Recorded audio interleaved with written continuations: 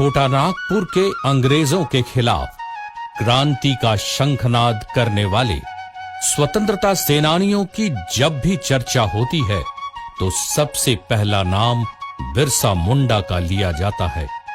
बिरसा मुंडा झारखंड के इतिहास में एक बहुत ही महत्वपूर्ण नाम है। बिरसा का जन्म खूंटी जिला के उलीहातू में 15 नवंबर सन 1875 को हुआ। वह एक गरीब किसान सुगना मुंडा का बेटा था। उसकी माता का नाम करमी था।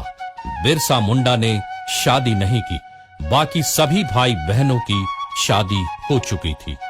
इधर बिरसा मुंडा कुछ बड़े हुए तो उनके मामा उन्हें अयूब हातू लेकर चले गए।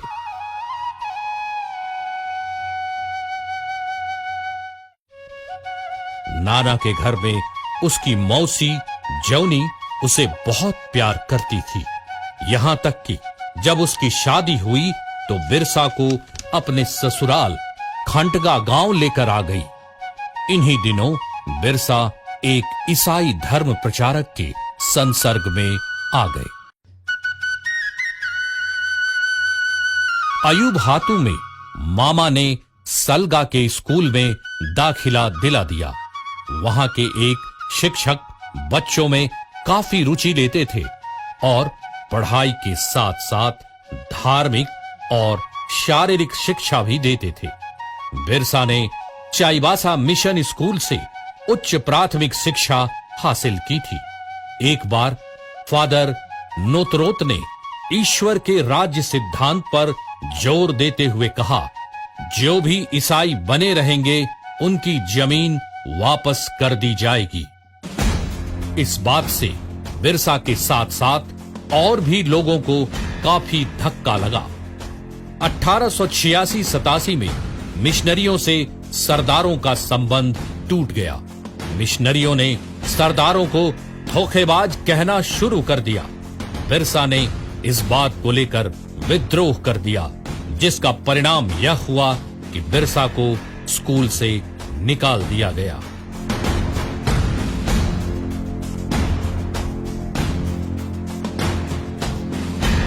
घर की स्थिति अच्छी नहीं होने के कारण परिवार को बार बार सहारे की जरूरत पड़ती थी।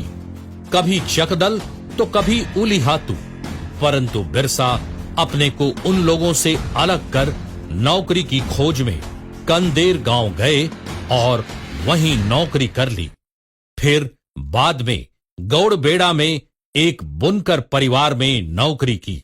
वहीं बिरसा आनंद पंडा के संसर्ग में आए। आसपास के गांव के लोग आनंद पंडा से शिक्षा ग्रहण करने आते थे।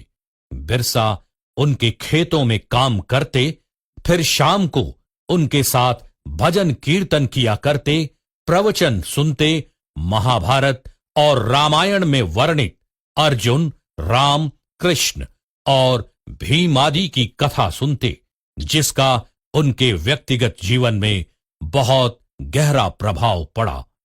3 वर्षों तक आनंद पंडा के साथ रहकर उन्होंने जिंदगी की बहुत सारी सच्चाइयों को जाना। आनंद पंडा जिस जमींदार जगमोहन सिंह के यहां काम करते थे, बिरसा भी अक्सर उनके साथ वहां जाया करते थे। परंतु जमींदार की क्रूरता से वे बहुत ही विचलित हुए, जिसका प्रभाव उनके आगामी जीवन पर भी पड़ा।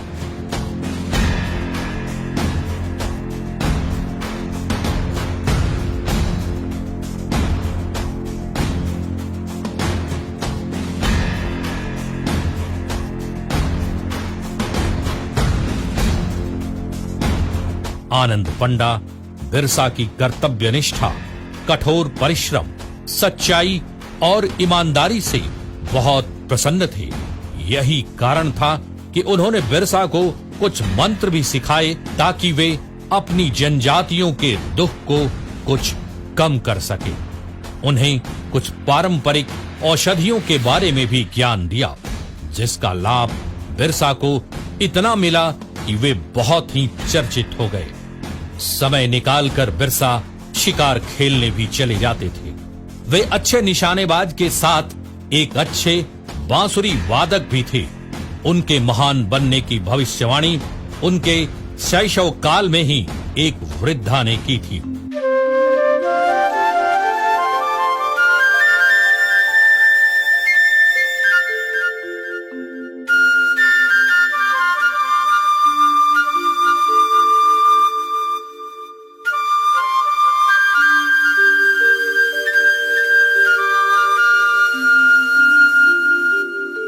इसी दौरान बिरसा की एक अन्य वैष्णव साधु से, जो भी भक्ति समुदाय के थे, मुलाकात हुई और 3 महीने तक उनके प्रवचनों को बिरसा ने सुना और काफी प्रभावित हुए।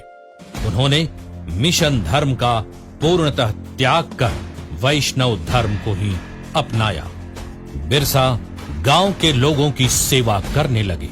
उन्हें खाना देना, मंत्र देना, उन्हें निरोग करने के लिए प्रार्थना करना आदि उनकी दिनचर्या में शामिल हो गए। खुद तो निरामिष बन ही गए और लोगों को भी इसके लिए आह्वान किया। गोवध रुकवाया, तुलसी की पूजा करने लगे। इसके साथ उपदेश देना, दवा इत्यादि।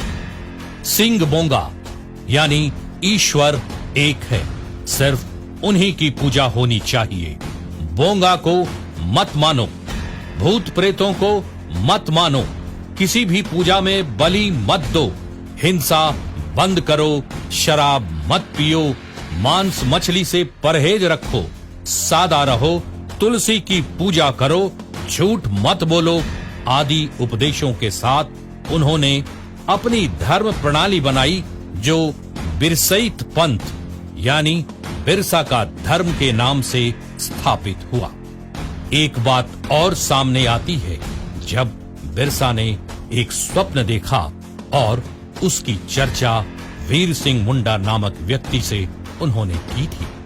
उनके मुताबिक स्वप्न में उन्हें दिव्य दर्शन हुए और उनके अंदर किसी शक्ति का प्रसार हुआ। लोगों ने यह अनुभव किया कि बिरसा के अंदर अलौकिक शक्तियां आ गई हैं। वे प्रार्थना करते, प्रवचन सुनते। महामारी और चेचक के समय बिरसा ने गांव-गांव जाकर लोगों की खूब सेवा की। ग्रामीणों के मन में बिरसा के प्रति और भक्ति जागी। इन्हीं सब कारणों से लोगों ने उन्हें भगवान माना। बिरसा ने सरकार के विरुद्ध जब खुलेआम विद्रोह का आह्वान किया, जमींदारों और अंग्रेजों द्वारा उनके अनुयायी अभी भी सताए जा रहे थे। बिरसा ने लोगों को उसके नेतृत्व में संगठित होकर लड़ने का आह्वान किया। इन बाहरी लोगों के विरुद्ध सशस्त्र प्रतिशोध और संस्कृति को नवजीवन देने की दोहरी प्रक्रिया घुल मिल गई और आगे चलकर उसकी परिणति मुंडाओं के 19वीं शताब्दी के अंतिम विद्रोह उलगुलान में हुई, जिसका नेतृत्व बिरसा मुंडा ने किया।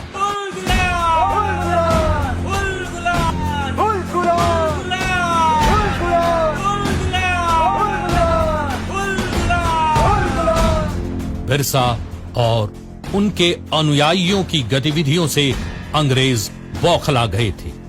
किसी भी प्रकार सरकार इस आंदोलन को दबा देना चाहती थी।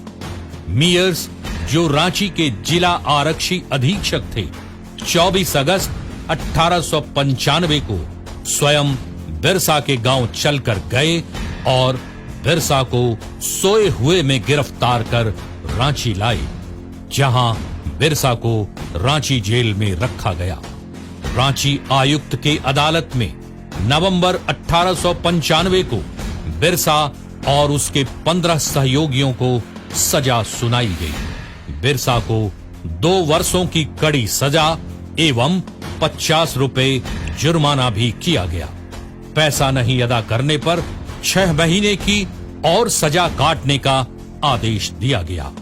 1897 के उत्तरार्ध में महारानी विक्टोरिया के शासन की हीरक जयंती के अवसर पर जेल से बिरसा मुंडा सहित अनेक कैदियों को रिहा कर दिया गया। बिरसा ने भूमिगत रहकर मुंडा राज्य की स्थापना के लिए चुटिया से पलायन कर डोंबारी बुरु को अपना कर्मस्थल बनाया। चारों ओर से पहाड़ों से घिरे हुए इस स्थान से बाहर जाने के लिए सिर्फ एक ही रास्ता था जो डोंबा घाटी की ओर जाता था। बिरसा की सेना की सदस्य खूंटी, रांची, चक्रधरपुर, बुंडू, सिसई आदि जगहों में फैले हुए थे। उसकी सेना का मुख्यालय खूंटी में था। विद्रोह 25 दिसंबर 1899 ईस्वी को शुरू हुआ था। विद्रोहियों ने सरवादा मिशन हाता, मुरहू मिशन हाता पर एवं बोरजो मिशन पर आक्रमण किए। बिरसा की इन गतिविधियों के कारण रांची के उपायुक्त ने खूंटी, तमाड़ और रांची में काफी बड़ी घेराबंदी की। बिरसा और उसके अनुयायियों को पकड़ने के लिए पुलिस ने अपना नियंत्रण केंद्र बंदगांव में रखा, जहां के जमींदार जगमोहन सिंह थे। समय को देखते हुए बिरसा भी अपनी नीति में बदलाव लाते थे। तीर धनुष तथा गोला बारूद का मुकाबला चलता रहा। अंत में बिरसा के अनुयायियों की पराजय हुई। लगभग 300 लोग बंदी बना लिए गए।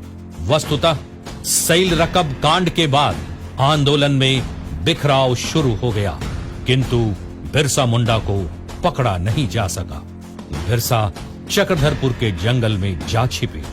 जगमोहन सिंह के आदमी वीर सिंह महली आदि 500 रुपए के इनाम के लालच में बिरसा को 3 मार्च 1900 ईस्वी में रांची ले आए।